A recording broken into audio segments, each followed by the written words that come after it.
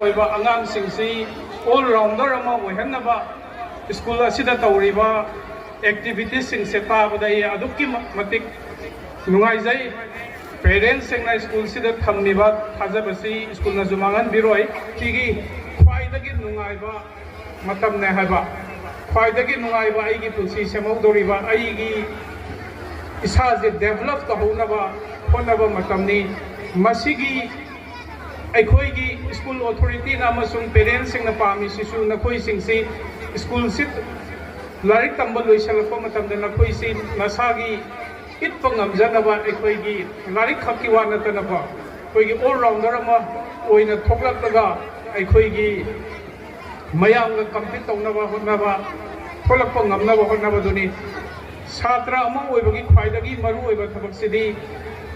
आई लारिक तौबने हबसिदी सुगाव गौबिगनो हाइबा लारिक तंबने हाइबसिमा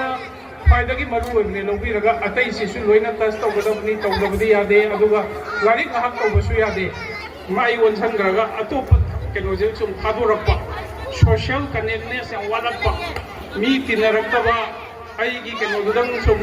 होनरगा लाकदुना तुंग तारखदरी मसिना आंगांग depression में याना थोलपगी मचाक अम ओइरे हाइबा अदुना मसि तौदनबा अखोइगी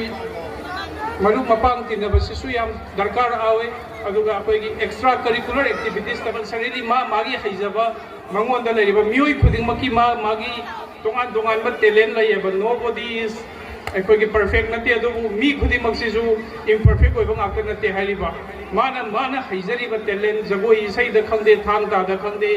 लारिकता खंगदे सानबदा खंगदे मदुगी लैरिबा टैलेंट सिंगदो अखोइगी स्कूल असिना डेवलप तौनबा होनबिरिदुदि आई अमुक हेन नुंगाइजयेना आई खमजगे सिगे कंपटीशन जे क्या उरक्तरे हाइबा एक्सेप्ट मैथमेटिक्स कंपटीशन नतना अतई कंपटीशन तौबो उद्रेबा अंगांगी अखोइना छात्र ओइरिङै मतमददि क्विज कंपटीशन लेरे जीके कंपटीशन डिबेट की अदगी एक्स टेम्पोर की मैम तौरगा एक्स्ट्रा करिकुलर मैम जे डेवलप तौनबा याम होनरेबा मसिगी कानबजिमक आई इसादा आई फंगजरेना लौरेबैदि कईगिनोदा आइसु आइगी छात्र ओइरिङै मतम स्कूल लाइफ तगी कॉलेज लाइफ पौसी आई यामना क्विज ता याम ngौजबा एविड क्विजर ने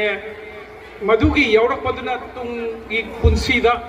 अइना competitive exam मयाम थारकपदा दगे अखोइना debate यौरकप x टेम्पोर speech की यौरकप मयाम सिना अखोइदा यामना कानब पी हेबा अदुबु स्कूल खरददि मसिगी टैलेंट से नमसलगा थंबा